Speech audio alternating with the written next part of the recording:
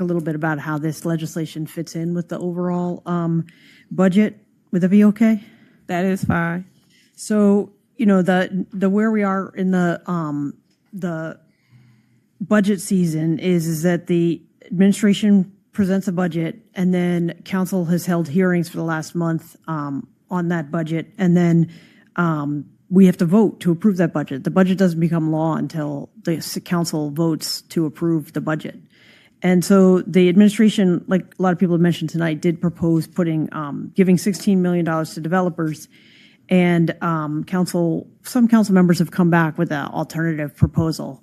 And I just wanted to say, you know, this affordable housing trust fits into that alternative proposal. Like this, instead of, you know, giving $16 million to developers, another $2 million on vacant lots, the amendment, the alternative that some council members have put forward, and these pieces of legislation, like the reason I'm bringing it up is these pieces of legislation are part of that, or at least would be funded by that, is to actually fund these things that we're talking about tonight through this budget. So that's what some of us have been advocating for. And just to be clear, you know, we're talking about eviction prevention tonight. The proposal would be that some council members are advocating for would be to allocate from this year's budget $500,000 for eviction prevention. And then for emergency rental assistance, we're not talking about that tonight, but that would be, you know, if somebody has an emergency, they can't pay the rent, there'd be a fund available so they wouldn't have to get evicted. That proposal, again, $500,000. And then homeowner repair, the thing that some council members have been put forward as an alternative to like the big giving money to developers proposal would be $500,000 for homeowner repair. That's based on a wait list, not a lottery.